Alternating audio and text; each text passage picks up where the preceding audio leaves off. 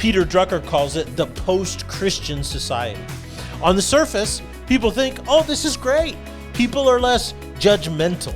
They're more accepting of alternative lifestyles. There's more freedom to do whatever you want as long as you aren't hurting anybody else. I don't have to tolerate social judgment or pressure anymore. But the truth is that this framework steals from you any functional way to deal with emotional guilt. Did you catch that? Our society has become a secular ideological framework, and that framework robs you of any tools, any construct, any methodology to resolve emotional guilt in your life.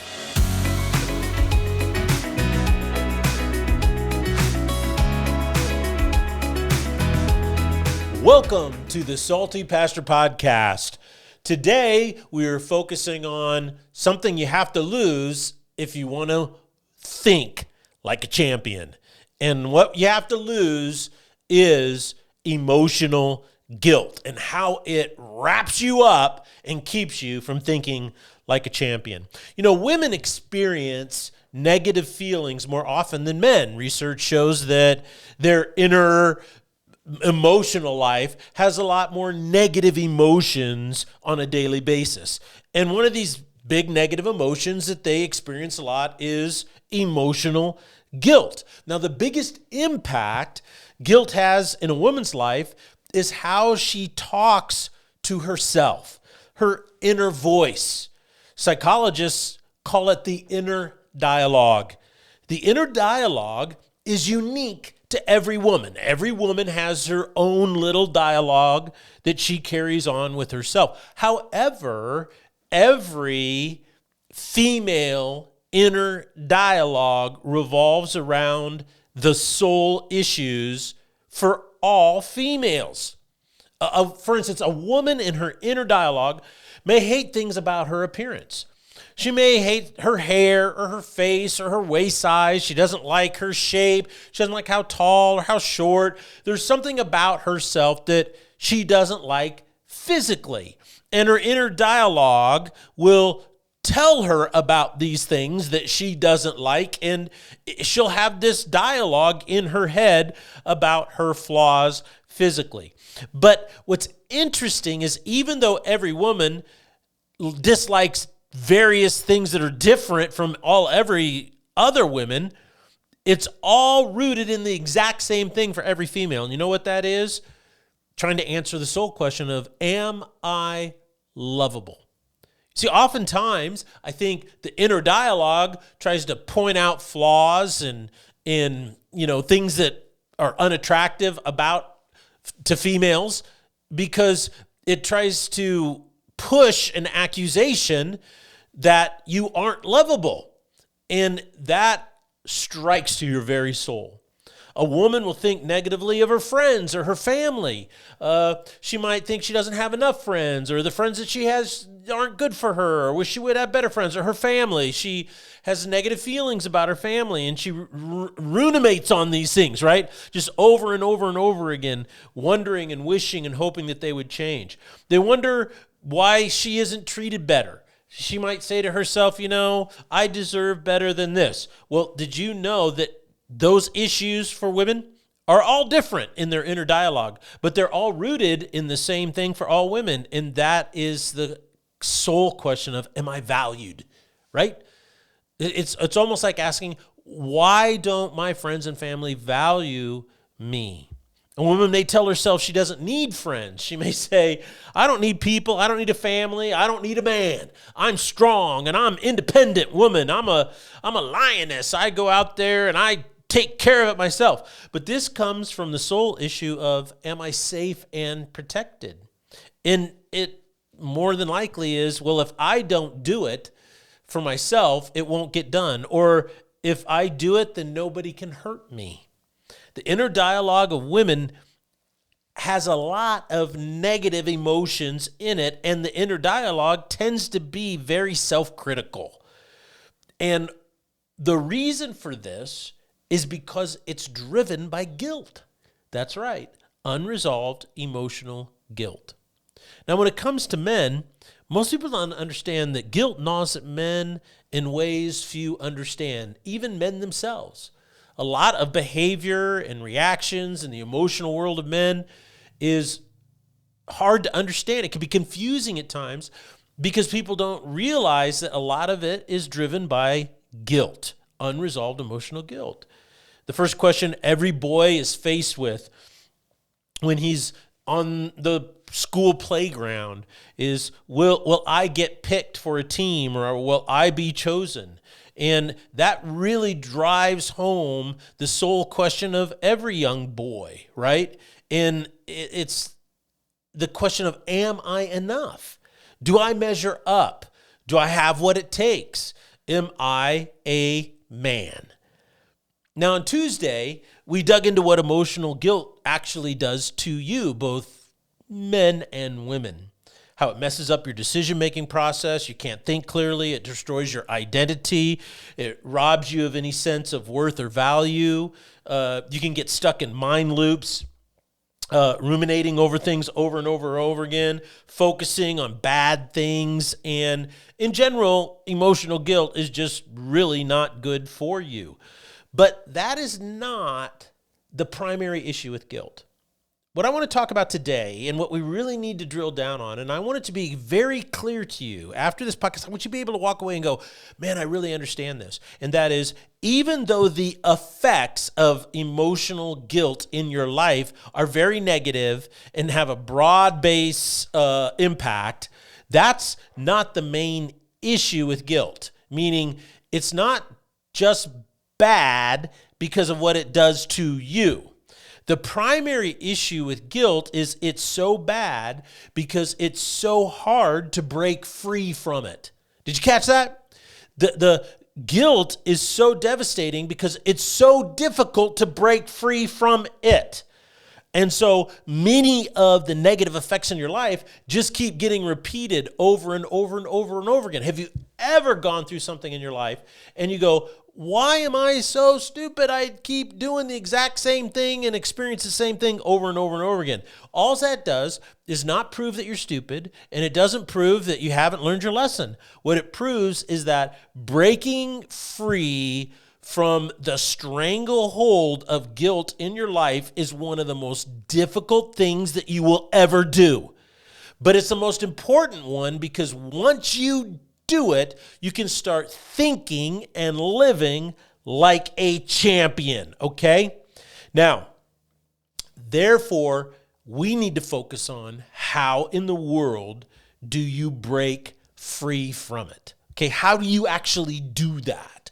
Because on Thursdays, it's really important to be super practical, okay? And you have to realize it's difficult to break through because it is deeply rooted in your psyche. It's formed in your earliest days of childhood, and it can stick with you throughout your entire adult life. And what it is it is neural pathways in your brain that were formed. And you have been, these neural pathways form ways of thinking. And guilt is a rush or a shortcut through those neural pathways. So when you try to rewire your way of thinking to get breaking free of emotional guilt, it's extremely difficult because it's like a giant rut. And what happens is your tire or your wheel keeps, starts to get out and then it slides back down into it. So it's very difficult. Now, what I like to do is to show you a little video from Jordan Peterson.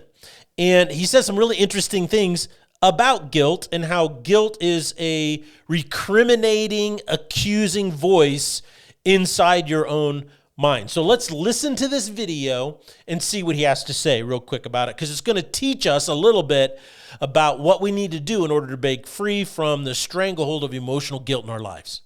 I also noticed as a clinician, that I was often dealing with people who had been accused in one way or another, often by themselves, of some malfeasance. And if someone was feeling very guilty and was depressed, for example, which is that's a situation where the adversary is within and is eating your soul, so to speak, you have to mount a strong defense.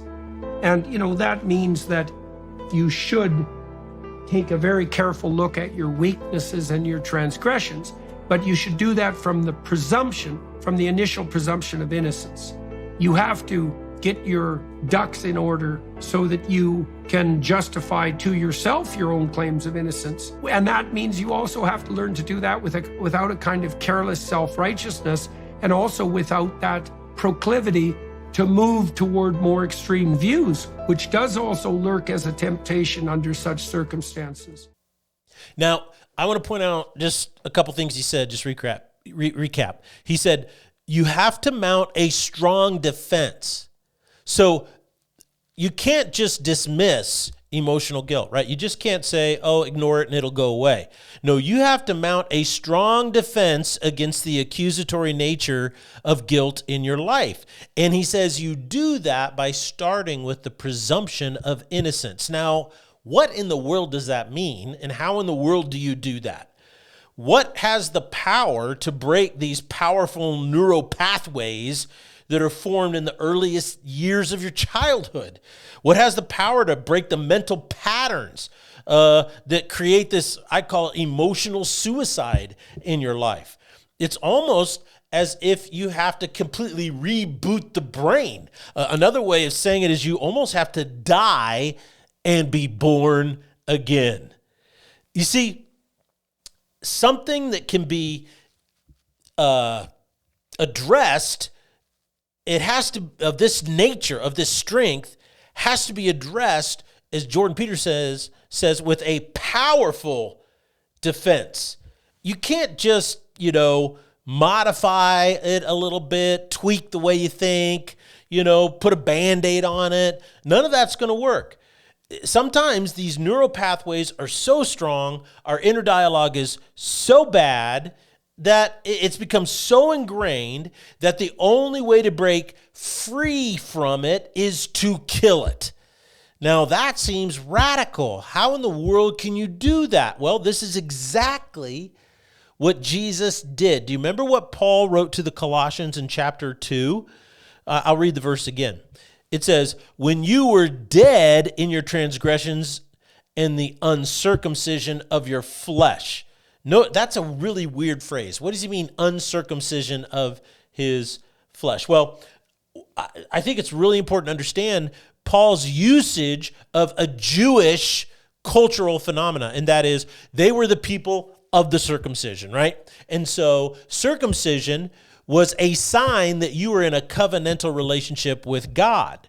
And he says, look, your flesh was out of a relationship with God. If you remember on Tuesday, I talked about how prior to being redeemed and bought back by Jesus, we are in the kingdom of his world. And so he has authority over us until the power of that authority is broken.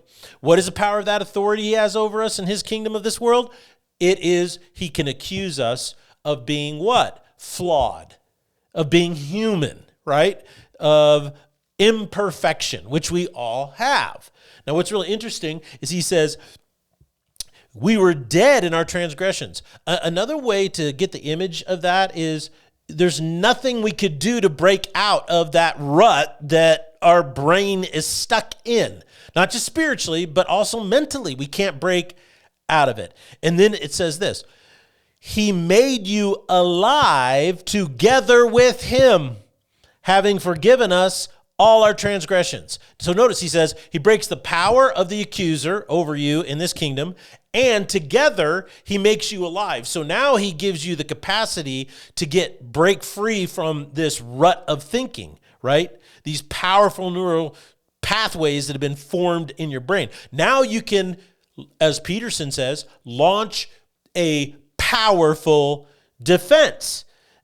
Where does that power come from? Well, he tells you in verse 14, he says, having canceled out the certificate of debt consisting of decrees against you, which was hostile to you, and he has taken it out of the way, having nailed it to the cross. What does it mean, nailing it to the cross? It was crucified. In other words, it was put to death. How do you break these powerful neural pathways that are formed in the earliest years of childhood? You have to die and be born again. And Jesus is the one who nailed it to the cross. He killed it when he set you free. My friends, I want you to understand this because this is so important if you want to think and live like a champion. And it's this: guilt is a strong emotional turmoil in your life. And the center of this emotional turmoil is there is always an accuser. Now, Jordan Peterson said that oftentimes that accuser is our own selves. So how do you find the strength when it is your own self to break free? This seems like an impossibility to me. I mean, this really does. It seems impossible. It's kind of like picking yourself up by your own bootstraps. The problem is you're standing in your boots, right? It's just not possible to do that all on your own. This is why I love this statement. You know, when he says you were dead, you were stuck, there's no way you can pick yourself out of this rut, this way of thinking, this ruminating mind loop of an accuser constantly driving this sense of emotional guilt in your life. He says you were dead in that, but then you were set free from it by taking what the accuser says and nailing it to the cross. So Jesus was nailed to the cross to set you free. Then he nails to the cross the accuser and what he's trying to do in your life. This is freaking awesome. Do you understand how awesome this is? This is totally awesome. And yet our society has lost this capacity to be free from guilt. And you see the impact, you see the devastation of robbing generations of people from the capacity to be set free from emotional guilt. For instance, your society, my society, our culture has adopted a secular ideological framework. Peter Drucker calls it the post-Christian society. On the surface, people think, oh, this is great. People are less judgmental. They're more accepting of alternative lifestyles. There's more freedom to do whatever you want as long as you aren't hurting anybody else. I don't have to tolerate social judgment or pressure anymore. But the truth is that this framework steals from you any functional way to deal with emotional guilt.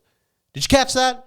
Our society has become a secular ideological framework, and that framework robs you of any tools, any construct, any methodology to resolve emotional guilt in your life.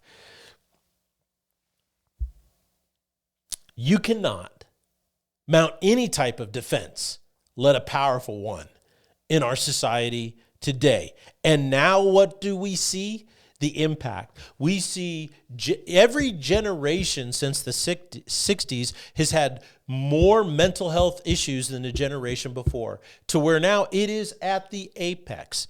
Suicide has become like the leading cause of death among young men. I mean, this is unbelievable. This is what happens when you rob people of a framework, an ideological framework to resolve their emotional guilt. And did this secular ideology work? No. We see less acceptance now than ever before with cancel culture. We see riots in the street with people who disagree with other people. We see groups invading our university campuses and not allowing Jewish students to go to class. They will not allow Christian students to have Bible studies on university campuses in many of these different things. Harvard was taken to court about 8 or 9 years ago because they canceled all of the Christian organizations. They wouldn't allow any of their charters to meet on campus. And they were taken to court over this. You may not know this, but about 4 years ago, the chaplain, the spiritual leader of Harvard, was appointed, and he's an atheist. I mean, is that stinking dog upside down or what? Well, what that does is that shows you how insane secular ideology is. And what it does is you're just not believing in God or a Christian ethic. You're believing in something else. And what you're believing in robs you of any capacity. It robs all of these generations of young people any capacity to deal with their emotional guilt. Why do you think self-medication has gone off the charts? I mean, in our society, it's off the charts. Alcoholism, drugs. In the last 3 years or 4 years since COVID, hundreds of thousands of people have died from fentanyl overdoses alone in the United States of America. It's, I believe it's up to almost 30%. 30% of Americans are dealing with a severe addiction. This is unbelievable. Then you add other things like gambling, you add pornography. I mean, these are all spiritual self-medicating methods, and people are pursuing them with abandon. Why? Because we've stolen from them. Our society, by becoming secular, has stolen people with the framework, the philosophical construct that allows them to resolve their emotional guilt. When Peterson says you need to have a powerful defense, everybody's growing up realizing they are what? Defenseless. And we are seeing that play out at every level of our society. The truth is that secular ideology is insufficient if you want to resolve your emotional guilt. This is, in my opinion, the defining issue of our culture. By abandoning the Christian philosophical framework, we have created overwhelming guilt and anxiety and depression in every generation since. You don't have to look far to see how this works. You really don't. Look, the last 2 generations have been told that they are awesome. They're so awesome. All your problems have nothing to do with you because you're awesome. All your problems come from society or prejudice or patriarchy or male chauvinism or capitalism or republicanism. I mean, it's something. It's always some systemic fault. It's not your fault. So when that emotional guilt loop starts happening and you're ruminating on it over and over and over again, and the accuser, as Jordan Peterson points out, is accusing you, you don't say, hey, I can conquer this. You're like, the problem is out there. It's somebody else's fault that I feel this way. So what's happening in our society is people feel guilty. It's having dramatic impact on their mental health, their spiritual well-being, and our society at large. And they don't know why. They don't know why they feel guilty because they think it has to do with society or some social issue in front of them. So let's get practical and let's talk about tools that you can use in order to face any guilt that you're experiencing, and also write these tools down or bookmark this podcast so you can come back to it so that you can face the guilt in your own life, but help other people face the guilt in theirs so that they can start thinking and living like champions and overcomers and perseverers. And, you know, I mean, they are victorious over whatever it is that's thrown their way. So let's go back and talk about the very first tool, is that you have to start with the presumption of innocence. Now, this is really interesting that Peterson would say something of that nature. But what he's doing is he's revealing something through research that the Bible addressed over 2,000 years ago. And that is, if you want to get rid of guilt in your life, you have to start from a presumption of innocence. So what does that mean and how do you do it? Okay. Now, Peterson says you have to get your ducks in a row to prove to yourself your own innocence. Now, this is where I disagree with him. Albeit it's, it's dangerous to disagree with Jordan Peterson, but that's what I'm going to do. I'm disagreeing with him right here and now. And the reason why is you can't prove your own innocence. You just can't. But what you can do is accept the innocence bestowed upon you. That's right. The righteousness that comes from God in Jesus Christ. You see, you have to start with a presumption of innocence in order to have a strong defense against emotional guilt in your life and break free from it. But the problem is you can't earn your presumption of innocence. You can't prove to yourself from innocence because oftentimes that inner dialogue comes from and reminds you of mistakes that you've made, right? Regrets that you have, flaws and failures in your own life. So you're caught in this cognitive dissonance, this irrationality. You say, well, I got to prove that I'm innocent when you know full well you're not. On the other hand, you can start with a presumption of innocence when you know that you've been completely, unequivocally, 100% been forgiven. That's right. You've been given a righteousness that doesn't come from yourself.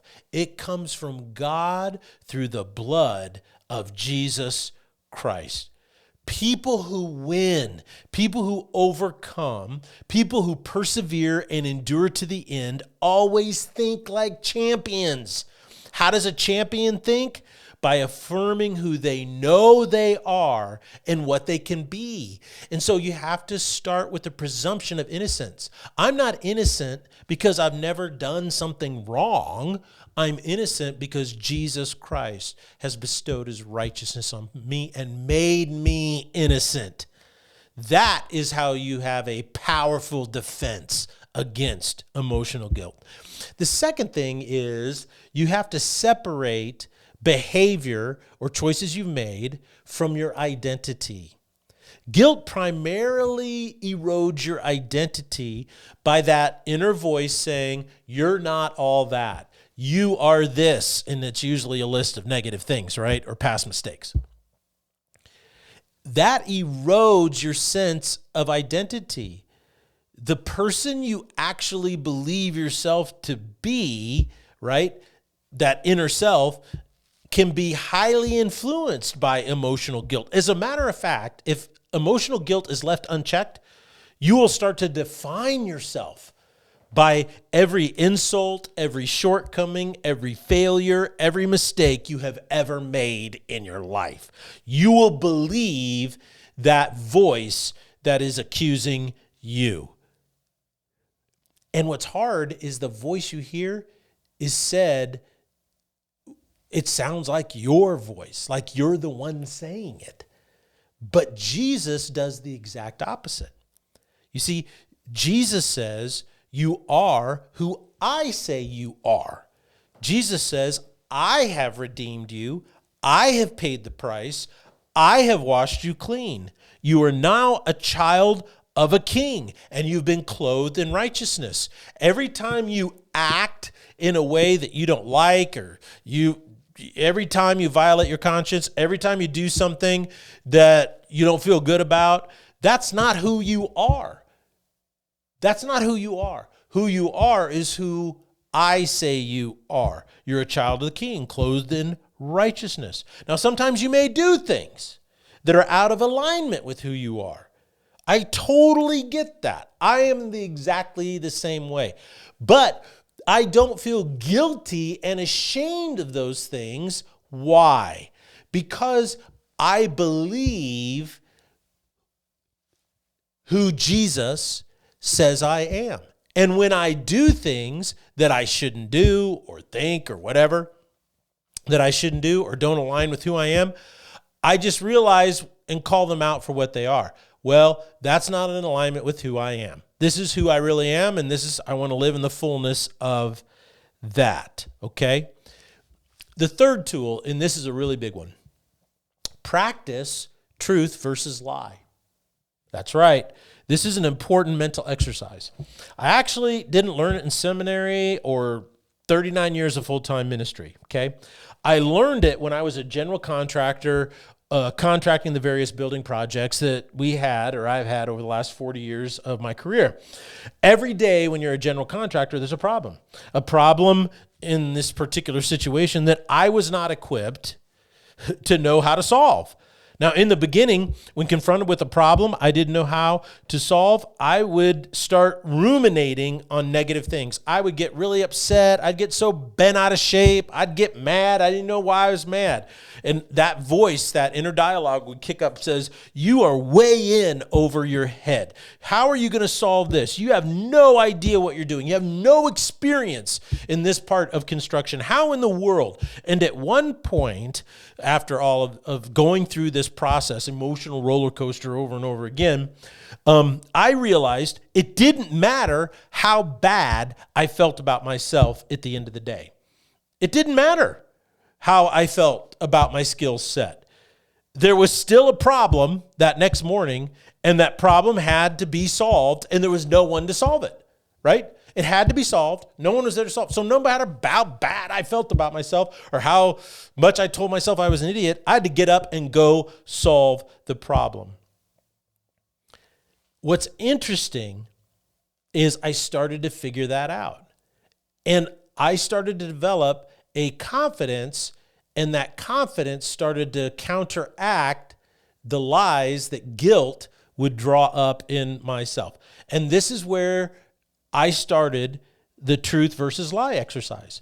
And so what I would do is in the mornings, like if I was driving to a job site or if I was driving somewhere, I would tell myself lies. I would actually say lies. I would say, you're never going to finish this job and you know it. I knew that was a lie. I'd say to myself is, you have no idea what you're doing and you're going to let every person down.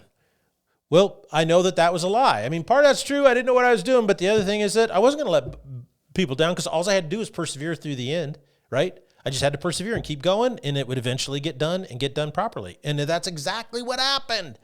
You see, when you start telling yourself lies, and you know you're telling yourself lies because you've identified them up front, then you start telling yourselves truths. Then the other side of it is, I would say, look, I may not know what I'm doing, but there are people who do know what they're doing, and I'm going to seek out their advice, and I'm going to listen to their counsel, and we're going to get this job done.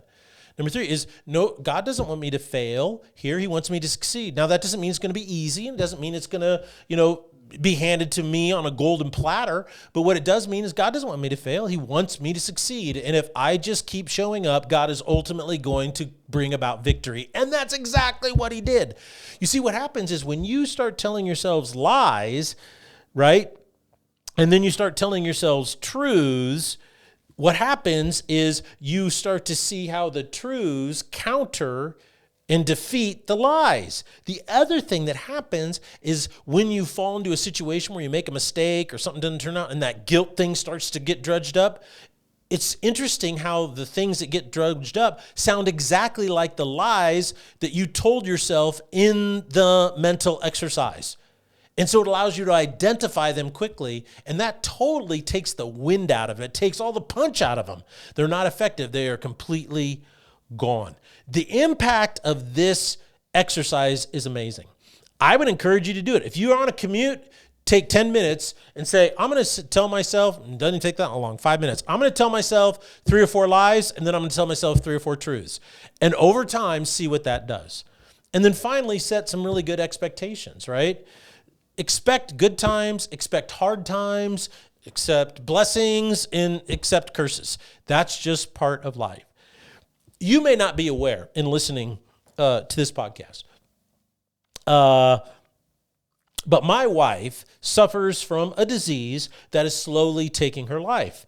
And it is also interfering with her quality of life, and it's robbing her of her capacity to, even walk and move and just participate in life. And so one of the biggest issues that we've had to deal with on a regular basis over the last 5 years as we deal with this is a feeling that rises up that says, what did she do wrong to deserve this? I mean, wow. Could you imagine that question just popping into your head when you're suffering from something like this? I've seen it happen in the lives of many cancer patients and people that I did funerals for. They said, what did I ever do to deserve this? And what I found is the most interesting thing about human psyche is that we cannot accept the randomness of evil. we have to have a sense or belief that there's a reason behind it. To accept the fact that death and disease is not a part of God's plan, and at the same time admit that God is sovereign and control over all things seems like a logical contradiction. If God loves me and cares about me, right, and death and disease is not a part of his plan, then why is he allowing me to suffer? Is it because he's not in control of everything? Is it because he doesn't love me, right? Maybe he isn't powerful enough to do something, or maybe he just doesn't love me enough to not heal me and heal someone else. Well, it doesn't make any sense unless you factor in one thing. And you know what that one thing is? The existence of human free will. And here's a truth bomb that most people don't want to hear, but I'll drop it on you. It's nuclear. Guilt, emotional guilt that traps you and undermines you and destroys your life, lives in your free will. And guess where evil lives? In the free will of human beings. This is why guilt is so powerful, so destructive, and so difficult to break free of. But never forget that Jesus is the one who heals the soul. He restores the soul. And that means he resolves the place where guilt exists, your soul. So here's my challenge for you this weekend. I challenge you to do the mental exercise of truth versus lie. Try that. Do that. But I also challenge you to do this. I want you to create 3 or 4 factual statements about your new identity, the identity Jesus bestowed upon you. Write them down and then take the next month and read them out loud every single day. If you'd like to go a little bit deeper, there'll be discussion questions in the description for the podcast and on the YouTube channel. You can also, we're going to start posting these discussion questions on the website.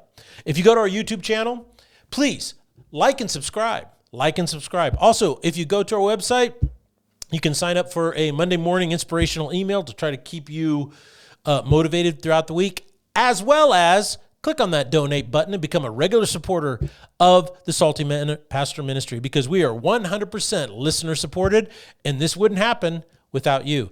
So the Salty Pastor signing off. And remember, what you believe is one of the most important things about you.